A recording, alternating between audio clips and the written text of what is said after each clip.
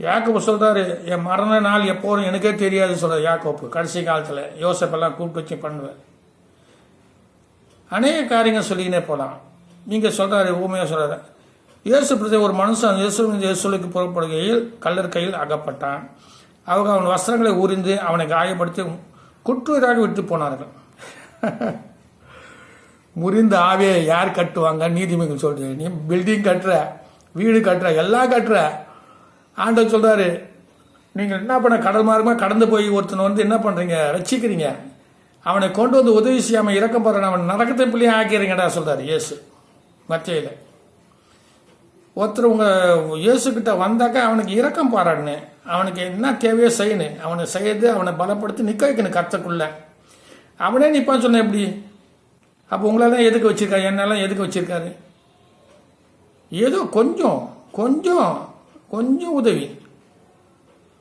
சில சமயம் அந்த 10 ரூபாய் கொடுப்பேன், அந்த 10 ரூபா பெரிய காரியமாக தெரியும் அவங்களுக்கு. சில பேர் பஸ் ஸ்டாண்டில் நின்று இருப்பாங்க, திடீர்னு டீ வாங்கி கொடுத்து 10-20 கொடுத்தா, ஐயா பஸ்ஸு காசுலாம் நிற்கிறீங்க சொல்லும். அந்த சூழ்நிலை நானும் இருந்தேன். இப்போ கர்த்தர் என்ன மேன்மை பாராட்டு, இறக்கம் என்ன மேன்மை பாராட்டுது. இப்படி சொல்லி இந்த இந்த அதிகாரத்துடைய எல்லாமே உங்களுக்கு தெரிஞ்சாலும் இது கொஞ்சம் விளக்கி சொல்கிறேன். அப்போது தற்செயலாக ஒரு ஆசை அந்த வையை வந்து அவனை கண்டு பக்கமாக விலகி போனான். நீ பக்கமாக விலகி போகாத, நன்மை செய்ய திராணி இருக்கும், அந்த நன்மை செய். இரக்கம் செய்யணும்னு சொன்னால் இரக்கம் செய்துட்டு போ, விலகி போகாத. கர்த்தர் உன்னை விலகி போயிடுவார். ஹல்லேலூயா. கர்த்தர் விலகாத அளவுக்கு நீ விலகி போகாத. நீ விலகினா கர்த்தர் உன்னை விலகுவார். கர்த்தர் சொன்ன வார்த்தைக்கு நீ கீழ்ப்படிஞ்சு செய்யணும். கர்த்தருடைய வார்த்தை நீ விலகி போகும்போது உன்னை விலகி போவார். ஹல்லேலூயா. அதனால கர்த்தருடைய வார்த்தை கேளுங்க. 1 ராஜாக்கள் 13 அப்படிதான் அந்த தீர்க்கதரிசி சொல்றார், நீ புசியாமலும் குடியாமலும் போனவை வராமல் வா சொல்றாரு. ஆனா கர்த்தருடைய வார்த்தை அவன் மீறி நடக்கிறான். அவன் கர்த்தருடைய வார்த்தை கேட்டு வந்துருங்க. அவன் மனுஷன் சொல்ற வார்த்தை கேட்கறான். ஒரு தேவதூதன் வந்து உன்னை கூப்பிட்டுன்னு வர சொன்னாரு. அப்போ நம்மளும் அப்படிதான் ஒரு போதகருடைய வார்த்தை கேட்கறோம், மற்றடைய வார்த்தை போதகர் வார்த்தை கேட்குது. அவன் நல்ல போதகர் நல்லது சொன்னாக்கா நல்லது செஞ்சா அவனுக்கு கீழ்ப்படிக்க. வார்த்தையால் வந்து நீ உண்டு பூசித்து நல்லா இருச்சுன்னா நல்லா இருக்க முடியாது. நல்லா இருக்கிறதுக்கு என்ன வேணும்? நன்மை செய்யணும். இப்போ ஆண்டவர் எதுக்கு நன்மை செஞ்சா? அவர் வாயால் சொல்லிட்டு போகக்கூடாதா நீ நல்லா இருப்ப சொல்லிட்டு? அப்படிலாம் கிடையாது. தற்செயல அவன் பக்கமாக விலகி போனான்னு சொன்ன. 2வது, அதன்படியே ஒரு லேவியன் அந்த இடத்துக்கு வந்து அவனை கண்டு பக்கமாக விலகி போகுது. சைடு நமக்கு எதுக்கு விலகி போகுது? கர்த்தரை விலகிடுவார் உன்னை விட்டு. ஹல்லேலூயா. சிம்சோனு சைனா கர்த்தவனை விட்டு விலகினது அவனை அறியாதுன்னான். என்ன பாடுபட்டான், அது பாடுகள் வரும். அடுத்தது சமாரியன். பின்பு 33வது வார்த்தை, பின்பு சமாரியன பிரயாணமாக வருகை அவனை கண்டு மனதுருகி சொல்லப்பட்டிருக்கு. மனதுருகம், மனதுருகி இரக்கம். ஹல்லேலூயா. இங்க சொல்றாரு, அது ரொம்ப ஆச்சரியமாக, யாரும் செய்ய முடியாத காரியம். நானே செய்ய முடியாது, சொன்னால நான் பேசுறதுக்கு முடியும், அதுபோல காரியம் நின்று செய்ய ரொம்ப கஷ்டம். கிட்ட வந்து அவன் காயங்களில் எண்ணெயும் திராட்சம் வார்த்து காயங்களை கட்டி அவனை தன் சுய வாகனத்தை முயற்சி. சுய வாகனம் கர்த்தர் மன்னிக்கினேன். சொந்த காரியமா இருக்கிற காரியங்களை ஒப்பு கொடுக்க மாட்டான். சில பேர் சுய வாகனத்தில் ஏற்றி சத்திரத்துக்கு கொண்டு போய் அவனை பராமரித்தானான். எவ்வளவு பேருக்கான இந்த காலத்தை செய்ய முடியுமா? தன்னுடைய வேலையெல்லாம் விட்டுட்டு செய்கிறார். அதான் இரக்கம். அந்த கிட்ட அவன் சொட்டு அவனை பராமரித்தான். மறுநாளே நான் புறப்படும் போது 2 பணத்தை எடுத்து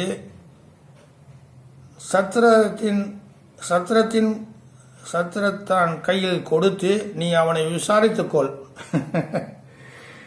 விசாரிக்க வேற சொல்றாரு ஒரு. ஹல்லேலூயா. இல்லை ஒரு பெரிய விசாரிக்கிறாரு. சத்திரக்காரங்கிட்ட சொல்லி விசாரித்துக்கொள்,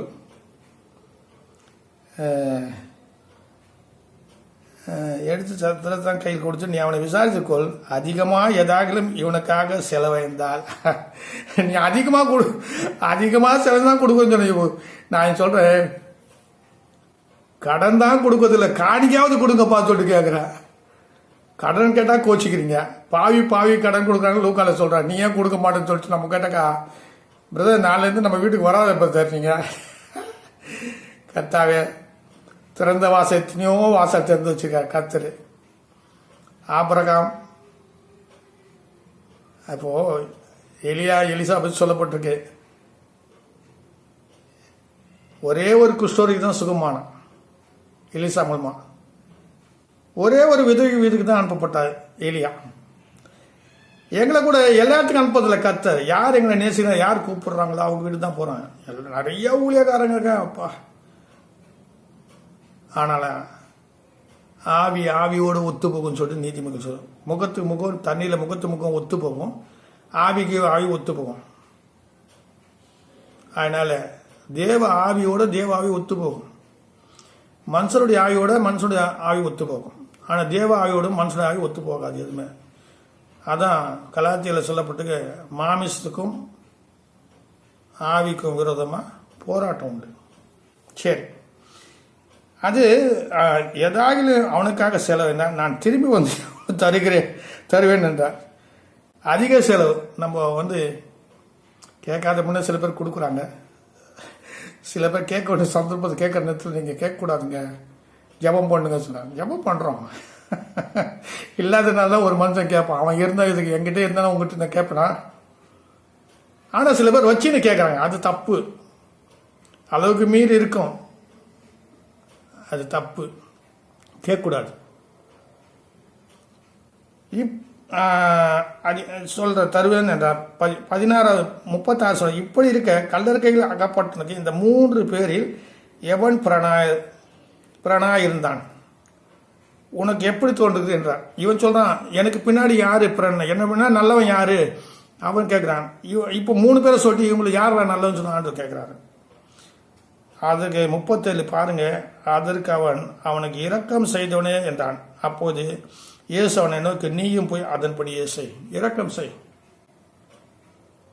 செய் சொல்றார் ஆண்டவர். அப்படி இங்க என்ன சொல்றாரு, 10:37 அந்தபடியே செய் சொல்றாரு.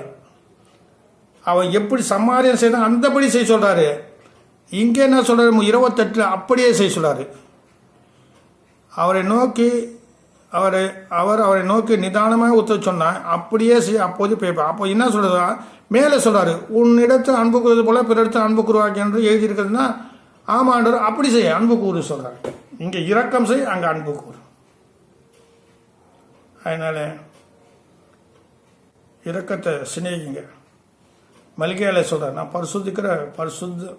பரிசுத்திக்கிற சிநேகம். இரக்கம் சிநேகிங்க, இரக்கத்தை சிநேகிங்க. ஹல்லேலூயா. கர்த்தர் நம்மளை இரக்கமா இருக்கார். முன்ன இரக்கம் பெறாதவங்களா இருந்தோம், இப்ப இரக்கம் பெற்று இருக்கோம்.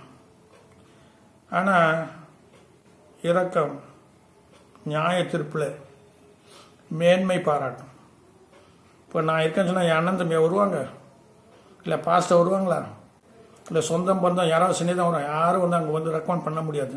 நியாய தீர்ப்புல உனக்கு நியாய தீர்ப்பு ரெக்கமெண்ட் பண்ணுறது ஒன்று அந்த இரக்கம் தான்.